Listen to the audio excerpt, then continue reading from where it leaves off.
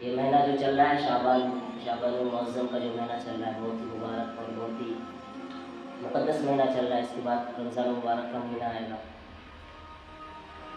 اس کی فضیلت بھی بہت زیادہ ہے. حدیث میں کثرت سے اس مہینے کی فضیلت وارد ہوئی ہے کہ آپ صلی اللہ علیہ وسلم فرماتے ہیں کہ شعبان میرا مہینہ ہے.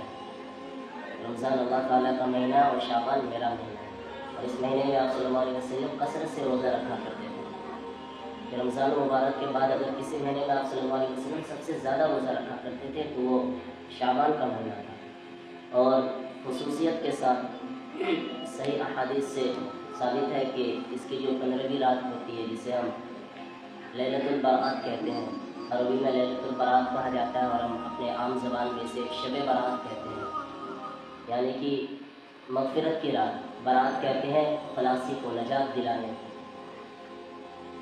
تو یہ حدیث سے بھی ثابت ہے. اور چونکہ اس میں بہت ساری جو ہے عبادتیں بھی ہوتی ہیں، کچھ لغو و لعب بھی ہو جاتی ہے، تو ہمیں قرآن و حدیث کی روشنی میں کیا کرنا چاہیے اور کیا نہیں کرنا چاہیے اس کے بارے میں علم ہونا ہمارے لیے بہت ضروری ہے. کچھ لوگ تو ایسے ہیں کہ اس کی فضیلت کا ہی انکار کر دیتے ہیں کہ اس طرح کی کچھ ہے ہی نہیں، اور کچھ لوگ ایسے بھی ہیں جو اس کو اتنا بڑا چڑھا کے کر دیتے ہیں کہ وہ بجائے ثواب پہ گناہ ہو جاتا ہے. تو ہم نہ ہی اس کے منکر ہیں اور نہ ہی اس میں غلو کرنے والے ہیں. ہم اتنا ہی کریں گے انشاءاللہ جتنا قرآن و حدیث سے ثابت ہے، جتنا رسول اللہ صلی اللہ علیہ وسلم کے احادیث مبارکہ سے اور آپ کے طریقے سے ثابت ہے. تو اس رات میں عبادت تو ثابت ہے، لیکن اجتماعی عبادت نہیں ہے، انفرادی عبادت ہے کہ آدمی اپنے اپنے طور پہ جو ہے نماز پڑھے، قرآن کریم کی تلاوت کرے، تسبیحات پڑھے. اجتماعی عبادت ثابت نہیں ہے. اور دوسرے دن کا روزہ بھی ثابت ہے. اور اس میں جو بدعات اور خرافات ہوتا ہے کہ قبروں پہ جانا اور بالکل محفلوں کو بنا کر کے کثرت کے ساتھ فاتحہ کرنا، یہ کسی حدیث سے ثابت نہیں، کسی ضعیف حدیث سے بھی ثابت نہیں ہے کہ شب برات کے دن مغرب کے بعد ہمارے یہاں ایک عام رواج چل چکا ہے فاتحہ کرانے کا، یہ کسی حدیث سے ثابت نہیں ہے. اور چونکہ سب کو الگ الگ طرح سے بتایا نہیں جا سکتا ہے، اور اگر گاؤں کے خصوصی طور پہ حفاظ کرام جو علماء کرام ہوتے ہیں ان کے اوپر زیادہ پریشر پڑتا ہے. اگر اس دن نہ جائے تو کہیں گے کہ نئی بات چلتے ہیں کہ نیا نیا زمانہ کا مولوی اور نئی نئی باتیں. حالانکہ یہ باتیں کوئی نئی نہیں ہے، یہ حضور صلی اللہ علیہ وسلم کے زمانے سے ہے کہ کسی بھی صحابہ نے یا صلی اللہ علیہ وسلم کے دور میں کسی بھی صحابہ نے یا کسی بھی ائمہ مجتہدین نے سے یہ کوئی بھی عمل ثابت نہیں کہ شب برات کے دن جو ہوا تو مغرب کے بعد جا کر کے فاتحہ کرتے تھے یا قبروں پہ جاتے تھے، موم بتی جلاتے تھے. اس طرح کا کچھ نہیں ہے. اس رات کی عبادت حدیث سے ثابت ہے اور اس کے دوسرے دن کا روزہ حدیث سے ثابت ہے. یہ دو چیز اصل ہے. ہم رات میں جب عبادت کریں گے تو ظاہر سی بات ہے جب ہم اپنے گناہوں کی تلافی کے لیے دعا مانگیں گے اللہ تعالیٰ سے تو اپنے محرومین کے لیے بھی مانگ لیں گے. اور مغرب کے بعد جو ہم ایک عام رواج بنا چکے ہیں یہ بالکل بدعت ہے. اور آپ صلی اللہ علیہ وسلم کی واضح حدیث ہے وَكُلُّ بِدْعَةٍ ضَلَالَةٍ وَكُلُّ ضَلَالَةٍ فِي النَّارِ. یہ ہر بدعت گمراہی ہے اور ہر گمراہی آگ کی طرف، جہنم کی طرف لے کے جاتی ہے. اور اسی رات کی فضیلت کے بارے میں آپ صلی اللہ علیہ وسلم کی ایک حدیث اور بھی ہے کہ بنو کل ایک بہت بڑا قبیلہ تھا آپ صلی اللہ علیہ وسلم کے زمانے میں، جن کے یہاں بکریاں بہت زیادہ ہوا کرتی تھی.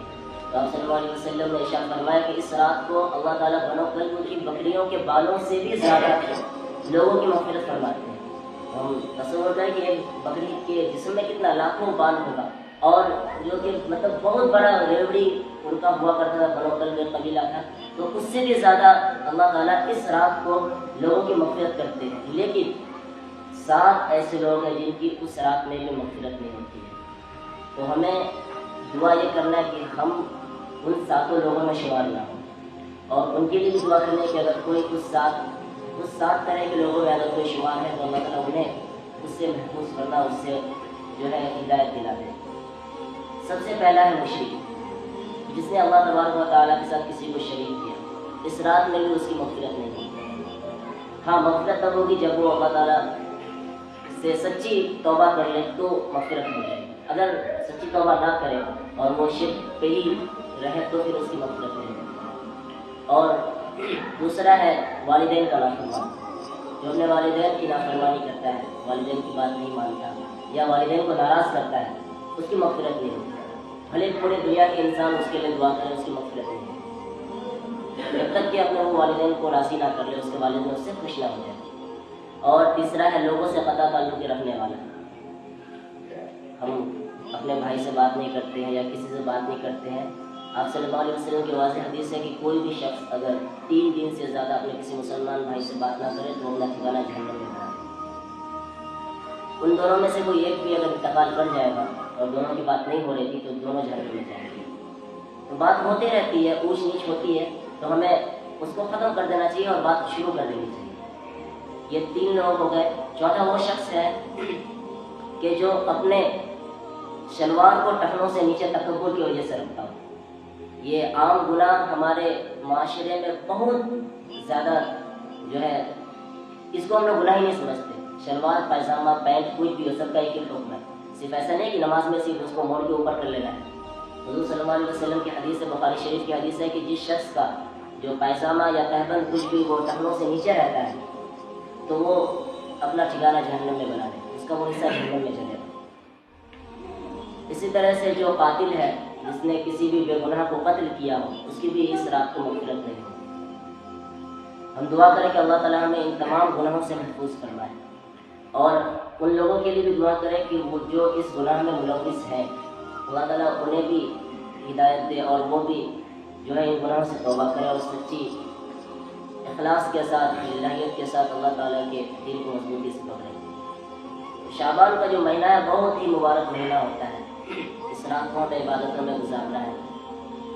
اس کی فضیلت تو یہاں تک بتائی جاتی ہے کہ اس رات کو ایک منادی آواز دیتا ہے کوئی مغفرت چاہنے والا جس کی مغفرت کر دی جائے، ہے کوئی اپنے پریشانیوں سے نجات پانے والا جس کی پریشانیوں کو دور کر دی جائے، ہے کوئی اپنے رزق میں فراوانی چاہنے والا جس کے رزق میں فراوانی کر دی جائے. فرشتے آواز دیتے ہیں، رات بھر آواز چلتی ہے.